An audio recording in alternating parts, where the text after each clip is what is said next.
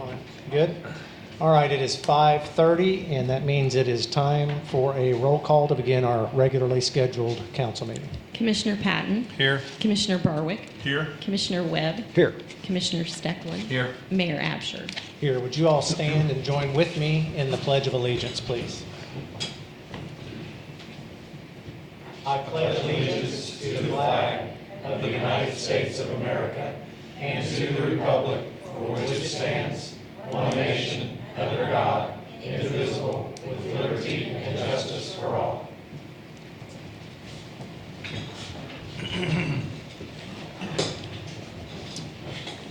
Okay, item 3 on our agenda is our opportunity for public comments and audience to any visitors to speak to the council, subject to some limitations on time, and those limitations are listed on the back of the agendas in the far right corner, my far right corner of the room.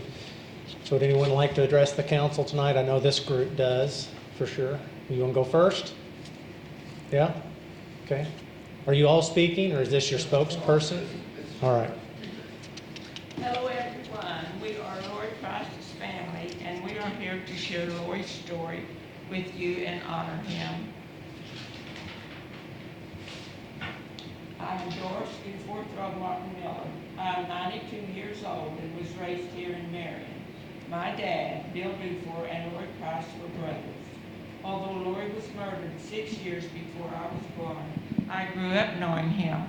His name was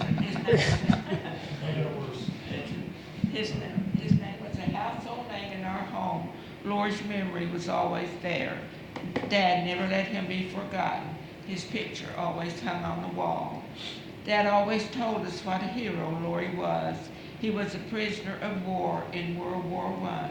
On the front lines of battle, after all his buddies had been killed, he was the last man alive.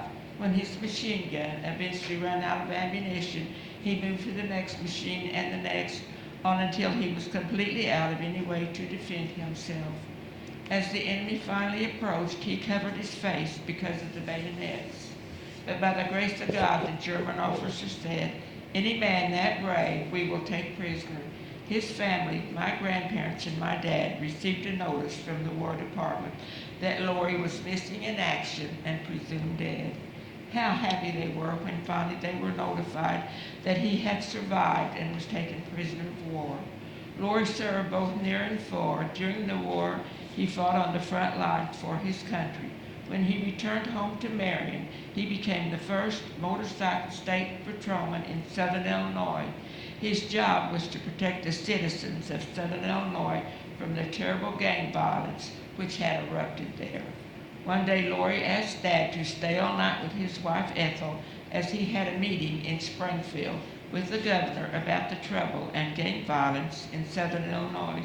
He feared leaving her alone, unprotected. The very next night, Charlie Berger and his gang came to Lori's house and took Ethel in one car and Lori in another. Lori was found 2 weeks later in a field with 18 gunshot wounds. Ethel was found 4 months later in the bottom of a mine shaft. Machine guns were mounted on the church during Lori's funeral in case the gangs attempted more harm during the funeral. All my life I have known Lori through my dad. Every decoration day we would go with Dad to decorate Lori and Ethel's graves. I still go with my kids and niece every year. Now there are many resting in peace with Lori and Ethel, his mom, dad, sister, aunts, uncles, niece and nephew, and my baby girl, all together in the family cemetery plot of Marion Cemetery, the Oddfellow section. Lori's home was 2 blocks from where his parents and brother lived. That is also where I was raised, in the very same house where my dad was raised. Lori had 6 lots. They are still in our family. Dad would never think of selling them. They are still called Lori's lots. They have been in our family close to 100 years, and all the family is gone now except 2 nieces, great nieces and nephew. The lots are up for sale, but not because I want to. The sidewalk that went to Lori's front door is still there, the very same sidewalk that Charlie Berger and his gang walked on when they took Lori and Ethel out of their homes for the last time. Lori's picture still hangs in my home and in the homes of my son and daughter. Lori received a citation from the United States Army signed by John Blackjack Pershing for distinguished and exceptional gallantry. We still have the citation. When I asked my dad about Lori's medals, he said their mother, Mary Price Dufour, buried them with Lori. The citation is hard to read, but I'll tell you what it says. It says United States Army Citation, Private Lori L. Price, 311th Infantry, for distinguished and exceptional gallantry at Bois de Grandfontaine on 26 September 1918, the operation of the American Expeditionary Forces. In testimony thereof and expression of appreciation of his valor, I award him this certificate. It was awarded on the 27th of March 1919, signed by John J. Pershing, Commander-in-Chief. We still have that citation, and it is 107 years old. The Illinois House of Representatives honored Lori by naming a portion of State of Highway 13 the Lori Price Memorial Highway. The House resolution says, whereas Lori L. Price was the first motorcycle state patrolman to serve in southern Illinois, and whereas Lori Price and his wife were kidnapped and murdered by the notorious Charlie Berger gang on January the 17th, 1927, whereas Lori was honored on the National Law Enforcement Memorial in Washington, D.C. for his sacrifices, and whereas the bravery and dedication of Lori Price, as well as in the tragic manner in which he died, should be memorialized in the fitting place and manner thereof, be it resolved by the House of Representatives of the 97th General Assembly of the State of Illinois, that we designate the portion of State Highway 13, Route 166 on the Saline County line as the Lori L. Price Memorial Highway in honor of the service and sacrifice of Lori L. Price, and be it further resolved that a suitable copy of this resolution be presented to the Williamson County Historical Society. I wanted to always do something for Lori Price to keep his memory alive. I thought that the best way would be to have his story carved in stone. And here it is at the foot of his grave in the Oddfellow section of the Marion City Cemetery. Lori is being honored with his name placed on the National Law Enforcement Memorial in Washington, D.C. and the state of Illinois. I think I have to get, I skipped a page.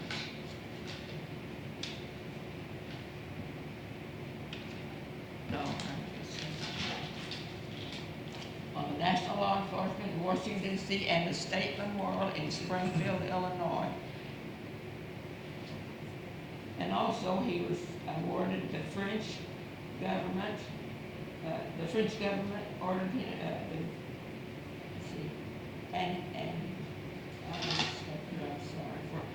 the French government awarded him for bravery and recommended for the Distinguished Service Cross Medal by the U.S. State, but it was never authorized because he was a prisoner of war.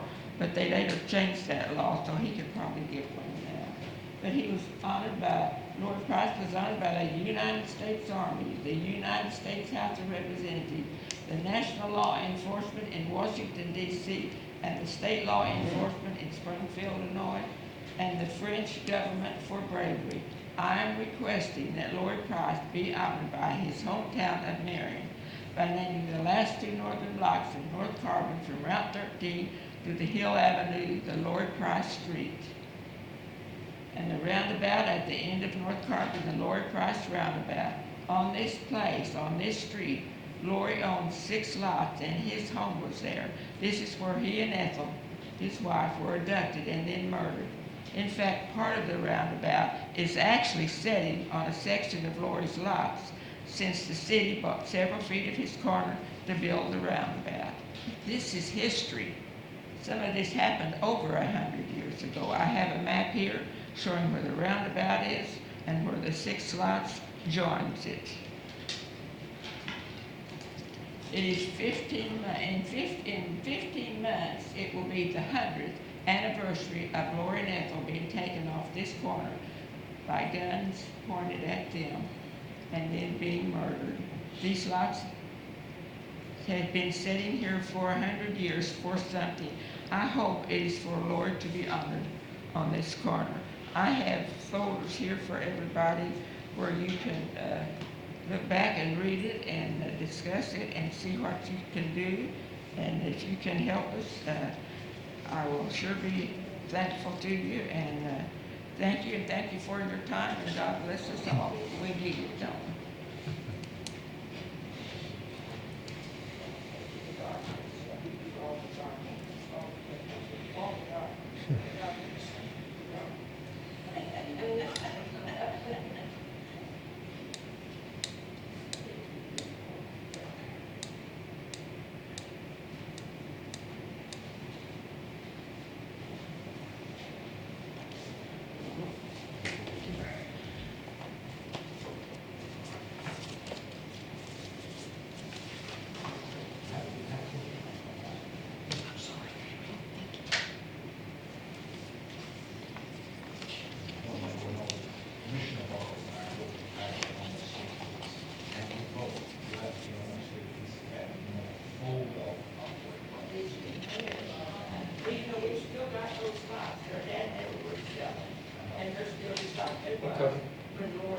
GIS map on this. And they joined that roundabout. That roundabout is part of Lori's lot. And if you could help me, that's wonderful. Yeah. And if you I tried to can, ask her about and did that, that's what, yeah. I think it Doris deserves a hand.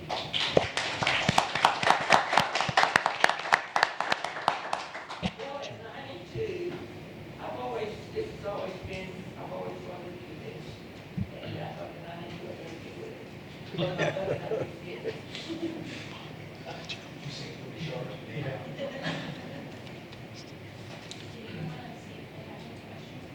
I do.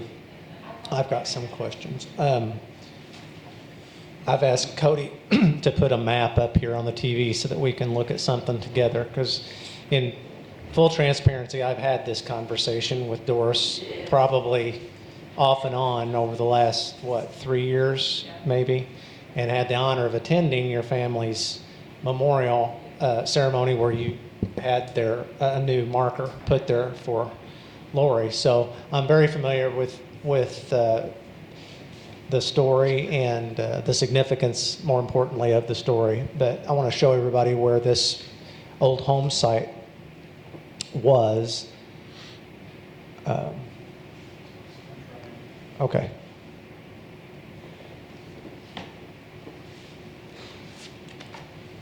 So there's 6 lots, and you guys correct me if I'm misstating this, are on the southwest corner of the what I call the Loves roundabout. So it's where Carbon Street essentially terminates at the roundabout. It's that southwest corner, those 6 lots. And I believe the northernmost lot was the home site, or the second one? The one that connects to the roundabout. That was the home site, that the foundation is still there, or the sidewalk is still there. Sidewalk is still there. All right. Also, Mayor, the last page of this has the diagram of that. Okay, I didn't make it that far yet, but so I think I brought what we had talked about, and this was well before you decided to do the marker at the cemetery and all. But we had talked about, yeah. Let me walk up here. We had talked about some sort of marker there. I expressed to you, I think at the time, renaming streets is problematic in a city. I know it's done, but we get tons of requests for it. And I think what you said is the northern 2 blocks of it. Yeah. I'm not sure how that would affect other people and this, that, and the other, but I'm never going to be able to reach this, Cody. So you know what to do. Sorry. That just struck me funny. I was gonna come get you a chair. Use your insight. I'm assuming this part is city right away, Yes. right? But So- then his lots, This is the lot, and you're actually seeing, I presume, this is the sidewalk of the home site. So, since this is already city right away, why don't we consider, let me go back a step. One of our previous conversations was a historical marker. And what I think of that term, I'm thinking of these bronze, which are very pretty, they got a big pedestal to them. Here's the problem with those, in my opinion. First and foremost, they're terribly expensive. Secondly, you're very limited on the number of words you can put on them. You can't tell I much. got the middle ones. Yeah, agree. I don't like those, they rust. I've seen something Well- that are rust. That may be the case. I like them because they're so substantial, but I don't like them because they're so limited on, if you're trying to tell a story, you just can't do it there. And you certainly can't put any pictures on it. It's just the word. The next thing, because I called on this when we had our conversation 2, 3, 4 years ago about this, there's also a huge lead time to them. There's very few companies apparently do those in the United States. So I think with the pedestal, the lighting, if you get electricity to it and everything, it was going to be in the price What is about the probably not. roundabout? That wouldn't cost anything to name it. Probably not, that's an idea. But what I was wondering, here's what I want you guys to think about. If you'll go outside of City Hall on your way out, right in front, in between the two doors, there is a stand that tells the story of this building. Okay? It has got pictures on it, it's got a lot more words than one of these things would have. It's the same vendor, same company that did the Johnny and Logan Memorial for us, which tells that story. That would have been appropriate to have one of those bronze plaques for General Logan, but we could not tell the story in the 35 words or whatever you're limited to on those. So it would be very possible to do something similar on this area, since you can sell these lots, but you can't sell this part. This has to remain to the city, and that's why I wanted to pull this up to make sure we had it right away. And I'm presuming that is what that is. But since the roundabout is actually partly on his, wouldn't that be nice to name it after him? Yeah, and the council can consider that, but I don't know how, Technically, that the part that you're wanting to put it on is also his ground. That was his problem. right, so that's what I'm thinking is, yes, we could theoretically, I'm not committing them to that. You could rename something, you could put up a sign here or something that says this is the Lord Christ roundabout. That as foot traffic increases over time, this would become a point of interest for people to stop and actually read the story. That's what my thinking is. That would not be, and honestly, for the price of that bronze sign, we can construct a memorial similar to like what the John A. Logan, it's got pretty stacked stone and it's got a. So would we call it the Lord Christ Corner? I mean, I would like to have something that is really, I like to have that roundabout really, because it is all part of his land, it used to be his land. Okay. The city bought part of that, but that roundabout, and that is really the struggle. That's history. No, I don't That disagree. very lot there where the Hurricane took them from. Okay. We put something in the middle of that, so it's gonna get hit at some point. Well, that's been well established. Unfortunately, the chief is right. If we do something in the middle of the roundabout, eventually somebody's gonna run through that roundabout and destroy it. We've seen that at Russell Street about 6 times this calendar year. That's why we ultimately, I'm not kidding, we ultimately just took what was down. So I would hate to do that. There's another issue there. If you invite people to walk to it, it could become a safety issue. And so that's why I liked it right along where the sidewalk. There's a sidewalk there, right? Yes, that is so we're responsible for maintaining that. And, but I don't personally have a problem renaming the roundabout, but I'm, You know, that street is only 2 blocks long because I was just asking for Route 13 to the end. I know, Doris, but there's a lot of businesses that have already got well-established addresses as Carbon Street, and it's just a disruption to all those, everybody that would be affected. And I just have a hard time with that piece of it. We could get something done in the next 15 months because that's the anniversary, the 100th No, I get that. year that they were taken off of that corner and murdered. Yeah, I understand that completely. It won't take us that long. But I might not have that long. Yes, sir. Being a neutral party to this, aren't on a lot of the highways, like on 13 and that, it's like a memorial type highway renamed in honor of somebody, but you don't change the name of it? Yeah. Couldn't that be like a memorial? Would that work for you? Similar to what's on 13? I mean, they didn't rename 13, they just put a memorial sign. Roundabout like that. Well, the Carbon Street, we could, or the roundabout, I suppose. I believe what you're suggesting would be really good too. The actual Yes. story. Well, the story is worth telling, yes. Okay. So, yes. Well, the trick is going to be whittling this down to a plaque about this size. But I'd like for you guys to, if you haven't paid attention to either of the John A. Logan one, which is in the center circle. Got a picture of I had the cemetery. You have, on your And I did that. I can send you 2 pictures of the front and the back of the stone. So you have those 2. You've got the front in the book. Okay. Thank you so much. Well, let us research the legality of Alan's suggestion, which is a good one, the memorial concept, or the other way of just renaming something. I'm just not exactly sure. I need help on figuring that out. Never let us, I feel like I was raised with Lord Christ because I'm never dad's brother. Dad went through all of that with him, you know. Okay. Thank you so much for your time. Thank you. It was a good history lesson. Yeah. Yeah.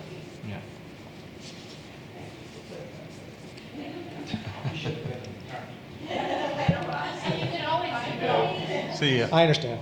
I would like to do, I'd like to tell the story. And I'm so proud of Lord, even though like I told you. And I so appreciate Mayor Absher coming to the dedication Yeah. of the stone as well. My pleasure. Thank you. See ya. Okay. Thank you all. Thank you. Well, that was a little longer than 5 minutes, but that was well worth it. So, anyone else? Alan, do you have anything? I just had a question. Today when I was driving by Maine and Harbor, there was a guy there asking for money or whatever, panhandling and all that. It was about 1:30, I noticed him. I drove back by there at about 3 o'clock. He's still in that corner. And that's right near the junior high school. And I'm sure junior high school kids would be walking past him. Is that a security issue, or is that something that, I know the previous commissioner that I knew used to have said if you ever saw anybody, let him know, because he would have the police come and ask people to leave. Now, I don't know if that's the change in laws, or If he's not in the roadway, he is not blocking traffic. If he is not doing. he was on the anything, sidewalk. He's within his legal rights. Okay. Unless he would be making threatening Yes. speech or gestures or anything like that. But if it's just I think that's been even all the way through the Supreme Court as far as public property, and even if municipalities have panhandling laws, Carbondale went through this, I think, quite extensively a couple of years ago. Pardon me? They're basically panhandling laws, prohibitions, or have been deemed unconstitutional. But if they are exhibiting behavior that's threatening, that's a different story. That's, Well, when you see people with backpacks and all that near a school, you wonder if something else might be going on, anything like that. I don't know. It was just something that struck me as being. well, this isn't a direct answer to your question, but I will tell you that anytime, typically my wife reports these to me first, She's usually going in and out of Walmart or someplace like that, and notices something and wants us to check on somebody, particularly if it's hot like it has been. And so I will call a police department and ask a police officer to go check on somebody, and they inevitably will at minimum take them water. But there's a goal there of sort of rapid assessment on whether somebody's dehydrated. It could be something as simple as that, somebody that might be having some sort of issue, other medical issue that they might need attention. And so that's usually our approach. So if you're concerned about someone in that sense, either give me a call or you can call the police department directly, and we will gladly send an officer to check on anybody. But again, in terms of just them being there asking for money or whatever, as long as they're on public property, they are allowed to do that. Is the roadway, like, say where Old Charles is, and you've got you got a divided partition in there? There was somebody at the light on that partition a couple days ago, So you're talking about the median? and the median between the two lanes, is that considered public? I think it probably is public property. Is there the same rules apply as long as they do not step onto the road or interfere with traffic flow? Gotcha. Yeah. That's a good question. I'm glad you brought it up. That needs to be explained. Anyone else want to speak to the council? Okay, we'll move on to the two items on the consent agenda tonight. We just have one invoice for our subscription for our accounting our budgeting Questica program, and then the minutes from last council meeting. Anyone on the council want either of these voted upon separately, or anyone from the audience want either of these items voted upon separately? Hearing no objection, I would entertain a motion to pass the consent agenda as presented. I'll make a motion that we accept the consent agenda A and B as presented. I'll second that. Okay, any discussion on A or B? Roll call, please. Commissioner Patton. Yay. Commissioner Barwick. Yay. Commissioner Webb. Yay. Commissioner Steckland. Yay. Mayor Absher. Yes. New business, item number 5, Commissioner Steckland. All right, do you want to talk about that, Brent? Explain what that is. Yeah, I came in because this wasn't a budgeted item. We kind of got a little bit of a bad diagnosis of some of our UV disinfection equipment. Brent, can you move the microphone up? Thank The you. disinfection equipment we have down there is UV ultraviolet light. During this summer, we've had some malfunctions in certain pieces and parts of that. We had some mechanical failures that broke some things. And when we brought the people in from Trojan, we brought them in to basically tell us what we needed to fix on it, how we could go about it, what that cost. A lot of the stuff's obsolete now. It was put in 2012, so 13 years on some electronics things. I guess that kind of makes sense. But we take this out of service on October 31st. We don't have to disinfect from then until, I think, May 1st. So we've got all winter to deal with this. And we can, the amount of money here that we're looking at, this $56,692, is just for all the parts and pieces. Our guys will reassemble that and put those pieces in there over the winter. And I guess that, with that said, that's why we didn't have this as a budgeted item, but it needs to be done over the winter before next year's budget. So this is operational next May 1st. So we're just asking the city council to approve this purchase of the equipment. And we have monies available for this in our capital improvement funds or debt service funds. So we've got the money to pay for it. It's just going to have to be sped up a little bit so we can work on it when the system's out of service. Once you make these improvements or changes, is that bring us up to speed on everything? It will. This or is one bank. We have two banks. Or is it something that we should consider, hey, it's old and obsolete, maybe it's time for a new one? And I understand Well, cost. basically, maybe- that's what we're doing. We're redoing the entire bank. Okay. There's two banks. We're going to redo an entire bank. The structure and all that stuff was kind of the more expensive thing when we put this in. The concrete structure, the cover, the control panels themselves. So we're going to have another cost to probably next winter. We'll budget for the next fiscal year that we'll have to rebuild the other bank at that time, just to bring everything up to date and up to speed, so we can make sure we're disinfecting the water that we're discharging. Is it an identical system? They're identical. Is there any economy of scale of ordering those parts now, knowing that you're going to have to do that and avoid whatever inflation might happen between now and then? Inflation, that's been a big factor lately. The tariffs are up in the air. I think you can see on there's a pretty good charge. They don't call it a tariff, but it's coming from Canada, so I'm assuming that's what that is. That could change up or down. I don't know if there's an economy of scale that matters at this point, but it's hard to predict that.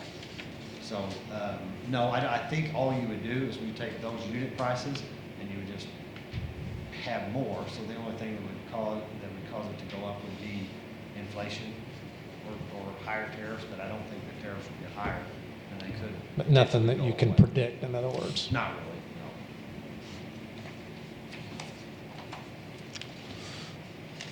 Looks like the lamps are the most expensive items. Lamps are very expensive. I think, when I did the math on that, they're $380 some a piece. You have to refresh my, you can do that, but the lamps, the quantities are 2, but they come in boxes of 25. So there's actually 48 bulbs in each bank. So obviously 2 extra, but they come in boxes of 25. So when you do the math breakdown on that, I think the bulbs are very expensive.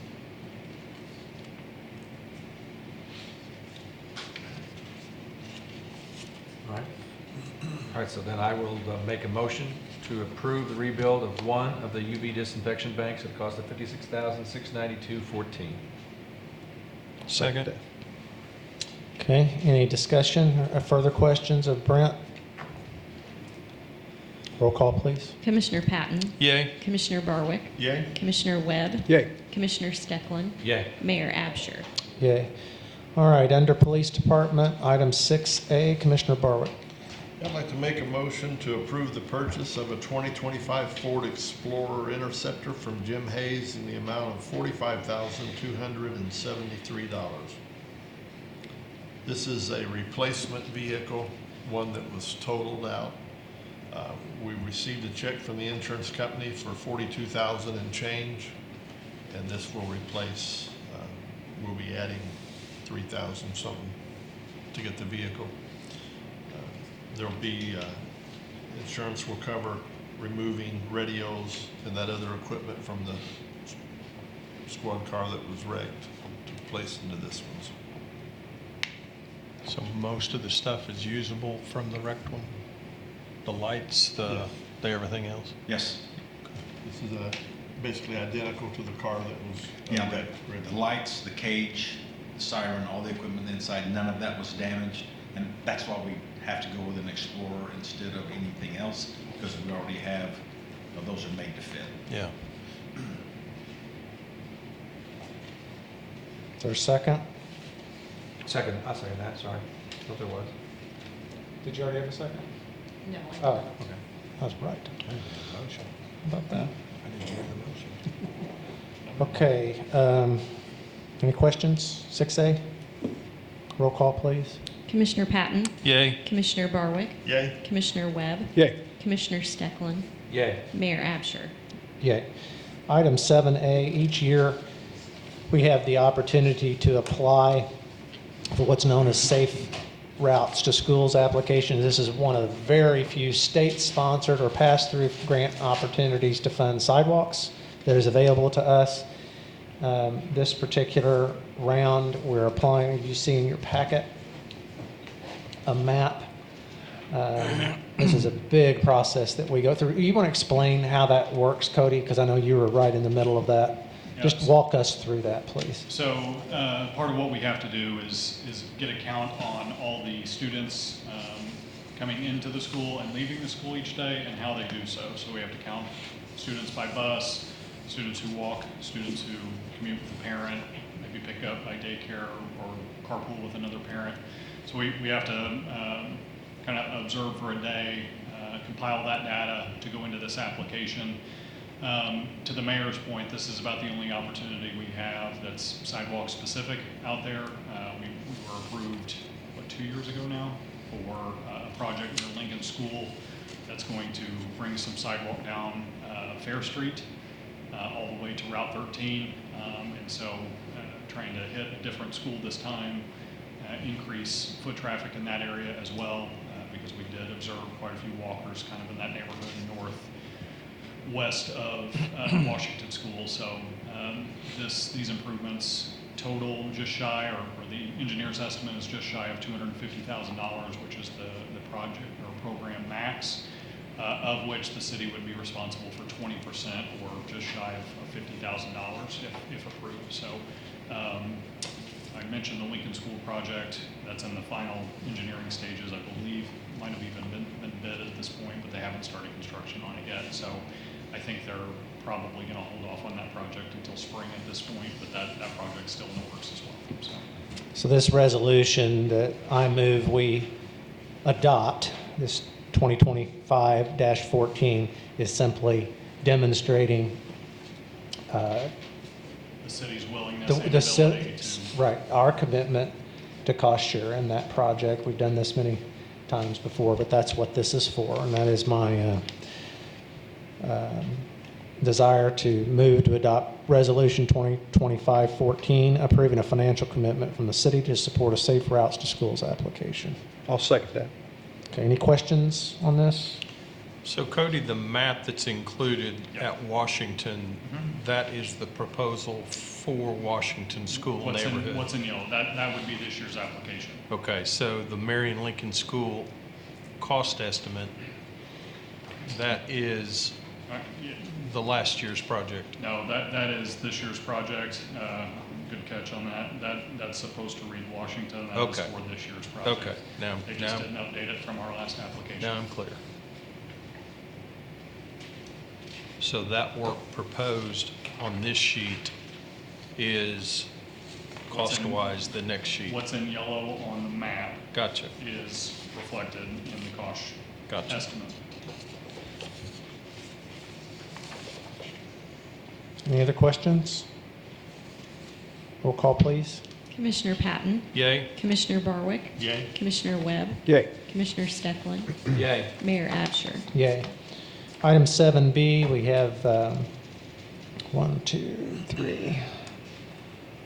4 TIF redevelopment agreements in a row here. First one is I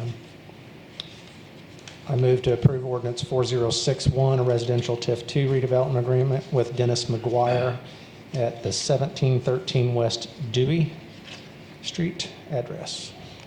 It's a remodel of an existing home. I'll second that. Okay, any questions on item 7B? Roll call, please. Commissioner Patton, Yay? Commissioner Barwick, Yay. Commissioner Webb, Yay. Commissioner Stecklin, Yay. Mayor Absher. Yay. Jimmy, you want to read some of these? You haven't got to Yes. read anything yet. 7C. Yes, please. Make a motion to approve ordinance 4062, a residential TIF 1 redevelopment agreement with Adam and Adrian Franks at 302 South Liberty. That was a new home, so their costs are pretty limited on what's eligible there, but that's for a new home. Is there a second? I'll second that, yeah. Any discussion? Roll call, please. Commissioner Patton, Yay? Commissioner Barwick, Yay. Commissioner Webb, Yay. Commissioner Stecklin, Yay. Mayor Absher. Yay. Doug, how about you on 7D? 7D. D, yeah. Make a motion to approve ordinance 4063, a hub TIF redevelopment agreement with the Art House LLC located at 111 North Madison Street. That's Second the that. commercial building just north of Pookie's. Okay, it's still on the same block attached to Pookie's, basically. Oh, If you yeah, wanna on the look at cor- on it, the there's a- corner? There's another commercial space there. Folks are completely gutting and renovating that building to be a art gallery, which is why the name is fitting. The art Yeah. gallery. I would second that one too, if you don't have one. Okay, any discussion? Oh, you did? No. Oh, I rescind my second. any discussion on item 7D? Okay, roll call, please. Commissioner Patton, Yay? Commissioner Barwick, Yay. Commissioner Webb, Yay. Commissioner Stecklin, Yay. Mayor Absher. Yay. Can I ask a question on those three? Sure. Is there any type of timeline on those to start, complete, et cetera, et cetera? Yeah, so basically they have to submit costs within a year in Okay. order to qualify for reimbursements, and if they don't turn any costs in, technically we can default their agreement out. Okay. Do so. The Home on Liberty is complete. The remodel, I believe, is almost complete, and then the art house, I know they're in progress, but that building is going to require quite a bit of work. I think if you drive by there anytime soon, you'll notice that they've expanded the mural that was on the north face of that building. It looks great. Yeah. And they've already replaced the windows. I don't know if the storefront's been replaced yet, but the exterior windows have been replaced, and it already looks 1,000 times better.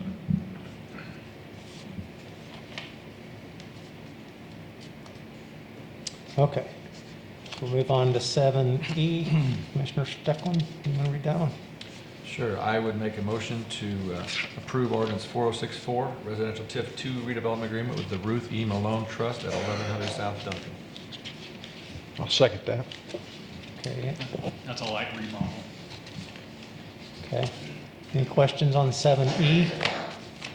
Roll call, please. Commissioner Patton. Yay. Commissioner Barwick. Yay. Commissioner Webb. Yay. Commissioner Stecklin. Yay. Mayor Absher. Yay. Commissioner Barwick, item 7F, please.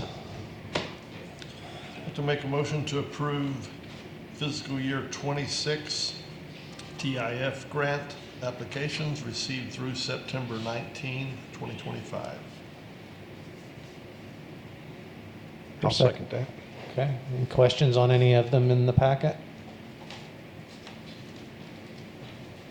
Roll call, please. Commissioner Patton. Yay. Commissioner Barwick. Yay. Commissioner Webb. Yay. Commissioner Stecklin. Yay. Mayor Absher. Yay. Item 8A, I move to approve a collective bargaining agreement with clerical employees represented by Labor's Local 773. Contracts valid through April of 2029. I'd second that.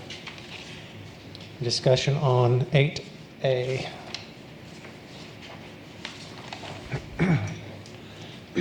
Roll call, please. Commissioner Patton. Yay. Commissioner Barwick. Yay. Commissioner Webb. Yay. Commissioner Stecklin.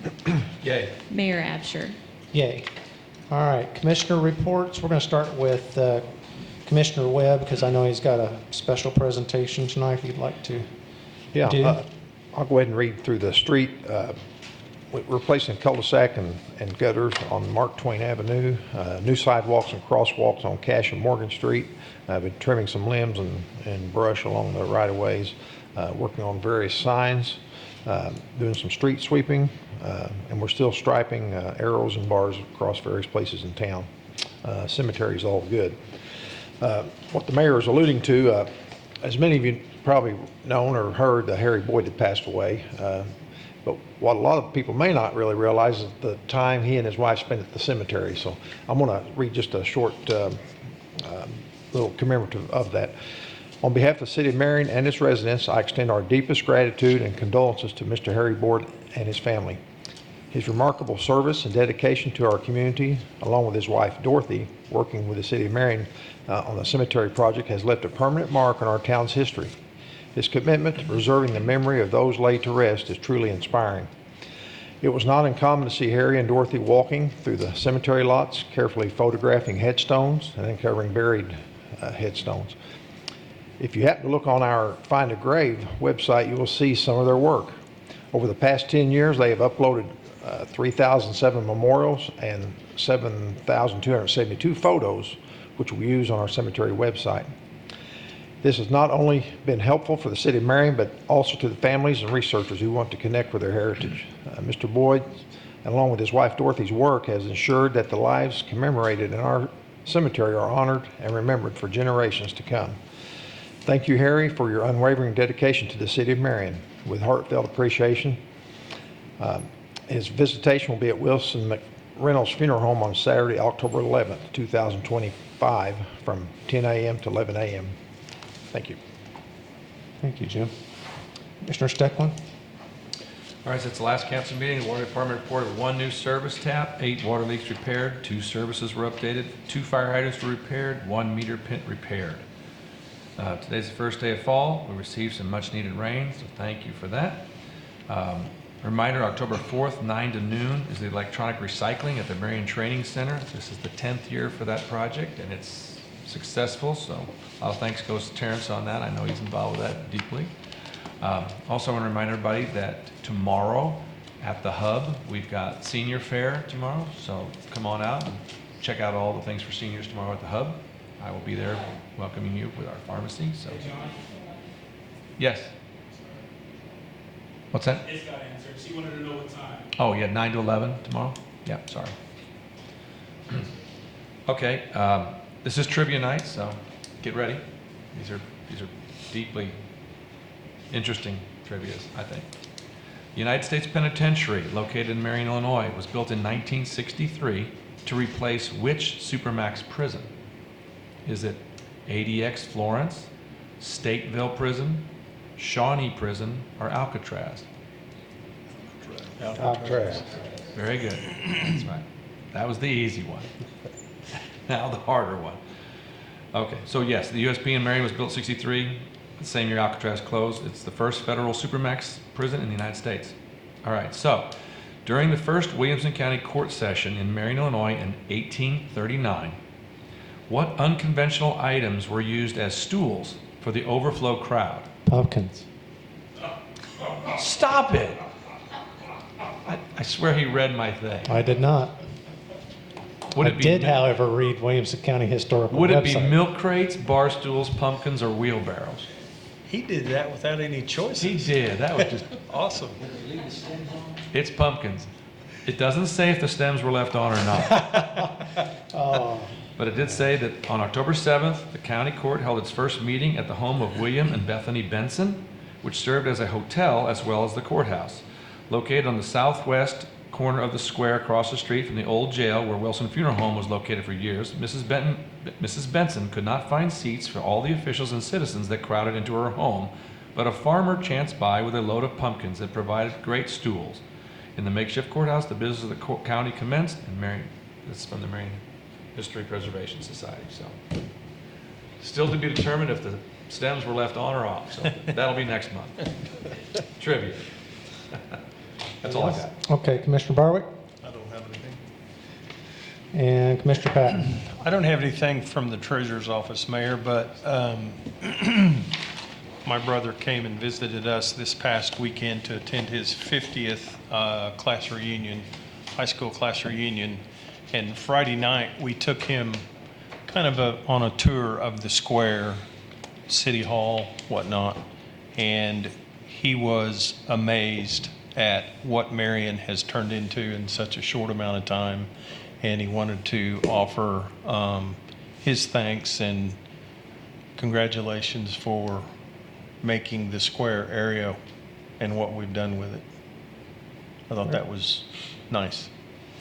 It's Yeah. like different when you haven't watched it every day. That's right. You come back and see it all at once, I Yeah. suppose. That's good. Okay, under miscellaneous, anything else to come before the council for the good of the city? I have one thing, and this kind of goes along with Doug a little bit, and I brought this attention, but I noticed it on a couple of our concerts we had up at the Civic Center lately, happening to exit there or go around the square after the concert. I just ask that you do the same and look out here. The couple of the crosswalks especially, I feel, are not lit enough. Again, I saw people crossing, and it's usually when they're wearing a dark clothing.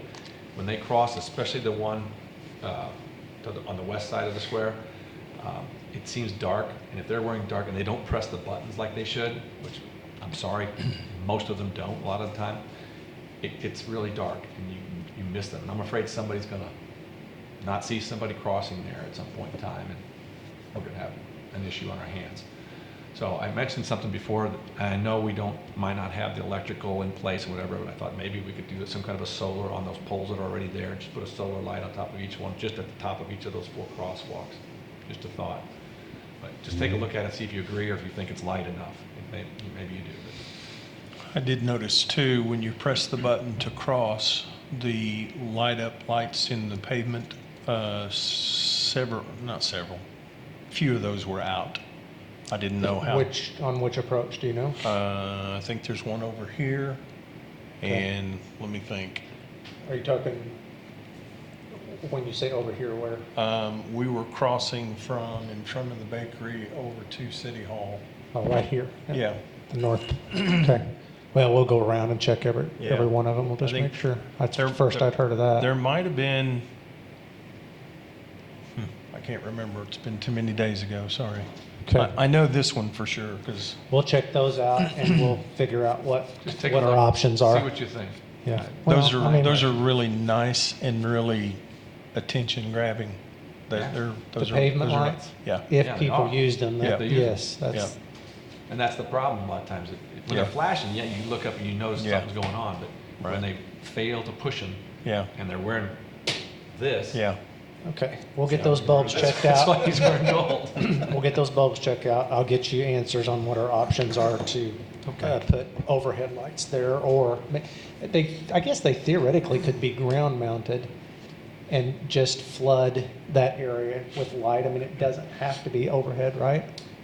Or is It that, doesn't have to, but I noticed there are poles there, because I asked when it was constructed if that was gonna be lights, and they said no, and I'm like, Okay. it seems like a waste. we'll figure out what So our there are options poles are. there, there's probably no electric to up them, but if it's a solar, we just need to have street department. I don't know how much Better. confidence I've got on the solar thing, because if it runs out at midnight and that's the one time you need it the most, then, you know, I don't know. We don't have any shows going past midnight, hopefully. Well, I except for Rocky understand, Horror. but- I guess we Okay. do. Yes, sir. I do have something else. Before they did the roundabout down on Wildcat and 37, when they were talking about it, I had several people contact me.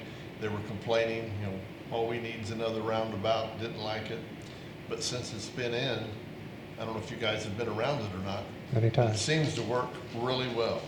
And numerous people have stopped me and said, hey, that was a good idea, which, so I couldn't take credit for it, or we Yeah. couldn't take credit. That was IDOT's doing, but, It has seemed to work out very well. And if I'm not mistaken, Chief, everything has been smooth, no traffic crashes that you're aware of? The only crash we had was during construction, just one car rear-ended the other one, very minor, nothing since. that's great. Well, for all the grief and complaints that people have about roundabouts, I have to tell you, from my perspective, they work just as they're designed to, which is supposed to slow traffic, but you end up with more throughput. Same amount of time, you end up with this, or same amount of time, but with less speed, you end up with the same amount of traffic, cars through there, with fewer rear end collisions, which unfortunately stoplights are prone to creating. So I think they're great when properly designed and so forth. So I agree with you. I think that's great. And I think something desperately needed to be done there. Particularly, I've worried about that intersection since I was on the school board. Just pictured terrible things happening there, and I'm grateful for it. So, anything else to come before the council? Anything? Anybody have a need for an executive session this evening? Hearing none, we'll entertain from Jim a motion to adjourn. I'd make a motion we adjourn. I'll second. Roll call, please. Commissioner Patton. Yay. Commissioner Barwick. Yay. Commissioner Webb. Yay. Commissioner Steckland. Yay. Mayor Absher. Yay. Bill, my